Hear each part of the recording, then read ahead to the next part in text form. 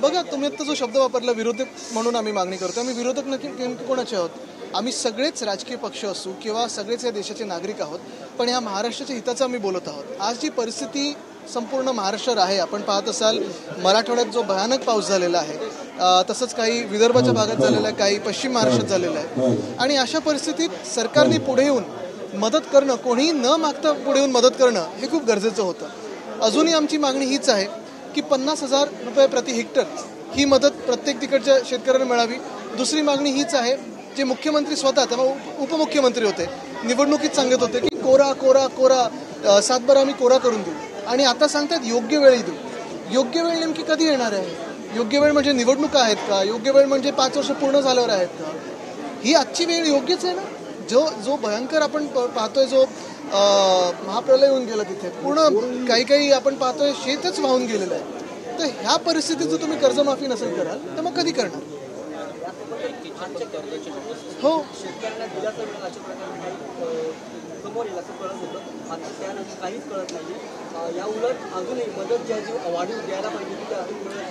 फक्त राजकीय दौरे झालेले आहेत, पण सरकारकडून जी मदत यायला पाहिजे, आणि तुम्हाला सांगतो घोषणा करून काही उपयोग नाही आहे, ती मदत वितरित होणं गरजेचं आहे. आता पीक विमा योजना, नेमकं कधी तुमचा विमा मिळणार आहे?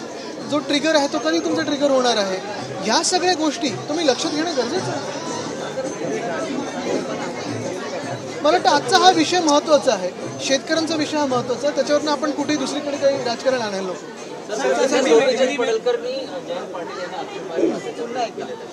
अशी मला वाटतं काय की ही घाण प्रथा आपल्या जे राजकारणात सुरू झालेली आहे ती लोकांनीच संपवली पाहिजे. कारण मला वाटतं कुठे ना कुठेतरी राजकारणाचा स्तर खाली चाललेला आहे.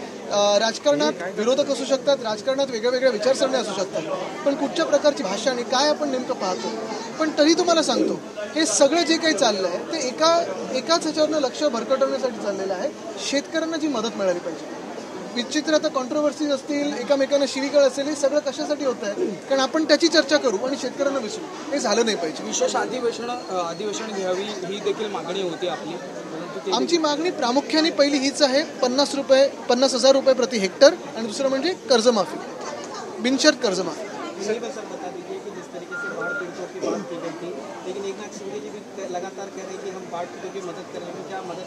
इसमें मैं 2 विषयों पे आपका ध्यान आकर्षित करना चाहता हूँ. पहली बात तो ये है, सिर्फ इस साल की नहीं तो कहीं पिछले 5, 7, 8 साल में देखो आप, पूरे देश भर में क्लाइमेट चेंज यह आज सत्य परिस्थिति है.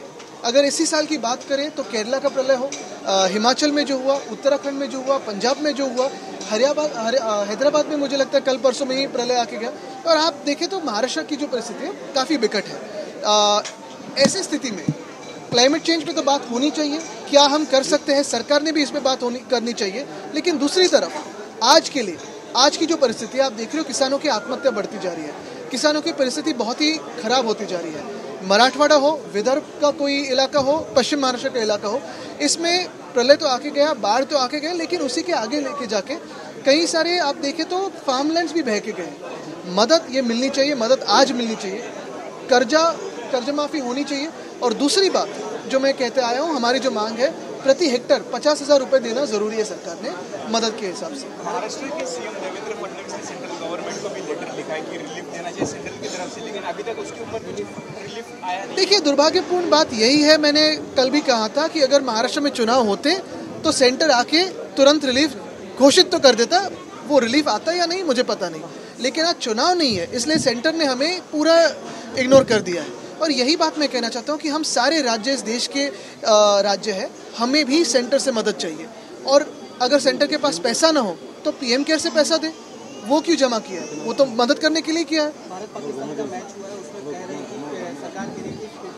कल मैंने उसमें बयान दिया है, लेकिन एक ही बात है, सेलिब्रेशन किस बात की करें? जो पहलगाम में हिंसा हुआ, जो पहलगाम में आतंकवाद हुआ, क्या उसका सेलिब्रेशन आप कहना चाहते हो? उस देश के साथ खेलकर सेलिब्रेशन करना चाहते हो?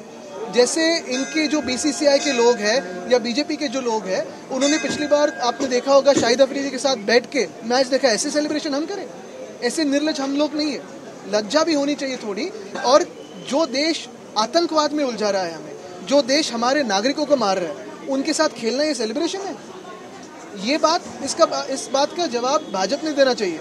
और मैंने कल भी कहा था, आज भी कहूँगा, पिछले साल हमें बताया गया था कि हिंदुओं पे अत्याचार हो रहा है बांग्लादेश में, तो बीसीसीआई ने क्या किया, बांग्लादेश को हमारे देश में बुलाया बायलैटरल सीरीज के लिए। इस बार अगर आप देखें तो पहलगाम में पूछ के अगर मारा गया तो आपका धर्म पूछ के मारा गया था, मजहब पूछा था, और उसी का क्या हम बदला ले रहे हैं? तो क्रिकेट जाके खेल रहे हैं। सिंदूर को कंपेयर करना एक क्रिकेट के खेल के साथ, मुझे लगता है ये सबसे बड़ा दुर्भाग्य अपने देश का। चिदम्बरम का भी खुलासा किया है कि जो 26/11 का जो आतंकवादी हमला हुआ था उसमें जो यूपी की गवर्नमेंट थी उन्होंने पाकिस्तान पे हमला नहीं किया क्योंकि फॉरेन का मुझे लगता है जो हुआ 50 साल पहले क्या हुआ, 25 साल पहले क्या हुआ, आज क्या हो रहा है, इस पे बात करें। भाजपा क्यों डरती है अभी पाकिस्तान के खिलाफ बात करने में? किसी का फोन आया? सर राज ठाकरे से मुलाकात इन्विटेशन